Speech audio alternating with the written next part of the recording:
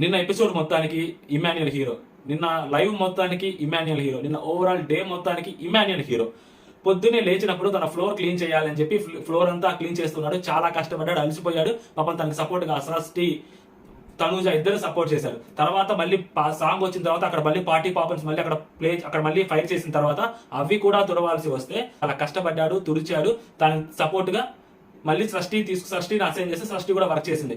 దాని తర్వాత మళ్ళీ సాయంత్రము మళ్ళీ పార్టీ పాపర్స్ మళ్ళీ అక్కడ ఫైర్ చేసిన తర్వాత మళ్ళీ అవి రేపు సాయంత్రం వరకు ఛాన్స్ ఉన్నా టైం ఉన్నా కూడా అప్పటికప్పుడు కూర్చొని మొత్తం తుడిచాడబ్బా. ఒక్క మాట మాట్లాడకుండా, ఒక్క చిన్నది కాకుండా నవ్వుతూ మొత్తం తుడిచాడు.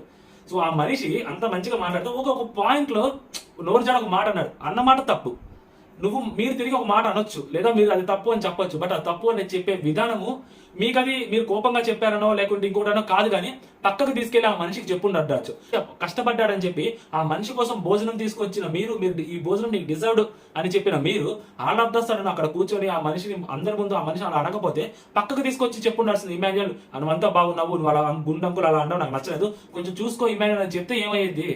మీరు చెప్పారని అతను అంతా పనిచేశాడు కదా, ఎక్కడ చిన్న ఇబ్బంది లేకుండా పనిచేశాడు కదా, సూపర్ గా పనిచేశామని చెప్పి మీరే కదా చెప్పింది. కమెడీని ఏదో ఒక మాట అన్నాడు, పొరపాటు నోరు జారి. మీరు సారి చెప్పిన తర్వాత కూడా ఆ ర్యాష్ గా రూడ్ గా మాట్లాడడం అనేది ఎక్కడో ఒక పాయింట్ లో తప్పు అనిపించింది. అది కెమెరా ముందు స్టంట్ అనిపించింది. కెమెరా ముందు స్టంట్ చేస్తే అది సంగతి. ఓకే, మీకేమనిపించింది మీరు కామెంట్ చేయండి. మళ్ళీ కలుసుకుందాం. జై హింద్.